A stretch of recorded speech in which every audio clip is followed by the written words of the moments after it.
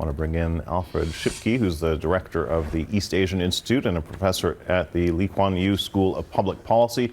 And he comes to us from Singapore. Thank you so much for being here with us. So, you know, today sort of feels like the day after, because we've now had a full trading day to see the reaction. You've said this, that this is the nail in the coffin of the global trading system, and it's not just the massive short-term impacts, but equally the long-term consequences that are important here. So what do you mean by that? What long-term impacts are you expecting?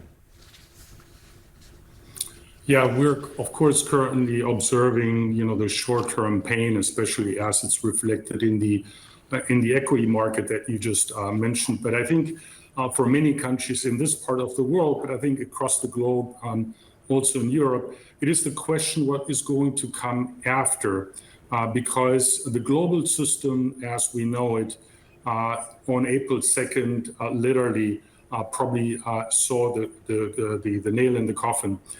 So the question is how countries are going to organize themselves, how companies are going to organize themselves. So this is a major shock to the global system. Yeah, absolutely. So that's how companies are going to react. I mean, looking at the reaction of countries, I mean, we heard Donald Trump say he doesn't want to see any reciprocal tariffs because that'll just escalate matters. And that's kind of what we've seen in many countries in Europe and Asia. What do you think that, what kind of reaction are you expecting to see from countries as they sort of deal now, a day after all this has happened? My sense is that here in Asia, and I would think also in Europe, that overall the response will probably be more restrained. And that is for a number of reasons. First of all, we're expecting real pain also going to affect consumers, companies in the United States. And ultimately, the pressure there will be to maybe change course. So to wait and see in a certain kind of way might make sense. Secondly, especially here in Asia, the exposure to the United States, either directly or indirectly, is very large in terms of what it means for the economy. So being very aggressive might be counterproductive. Now, of course, some of the larger countries, such as China, and then again, the European Union, are likely to move forward.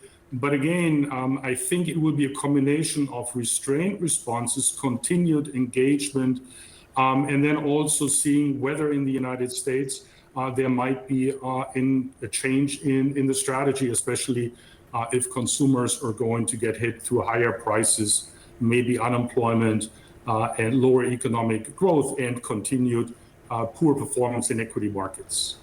Now, you touched on how companies are responding to all this. I want to drill down on that a bit more. Many of them are kind of being caught out here because in the last few years, we've seen American companies trying to diversify away from China in the aftermath of COVID and the supply chain issues that we saw then. But for many companies, they began relying on places like Cambodia, and Cambodia now has the highest tariff rate in Asia, the second highest globally. So how much of a monkey wrench, I guess, does this throw into the planning and logistics of companies now? I think global companies that have been the driver of global growth over the last decades or so, both in the US but also in Europe, are facing significant challenges. On the one hand, it's just the uncertainty, right?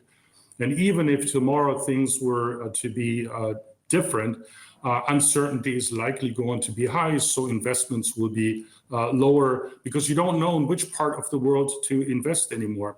And then the second part is that, what is the competitive advantage of global companies? And it is basically managing the global supply chain in a very efficient way. And if you now take that away and companies are starting to de-risk, and maybe this time it's de-risking from the United States, then the question is, what is your competitive advantage? If you do US for the US, you do China for China, and you go around the globe, you're basically just becoming a local company rather than a global company that benefits from. Still so much up in the air, but really appreciate getting your analysis on how this might all shake out. Alfred Schipke in Singapore, thank you so much.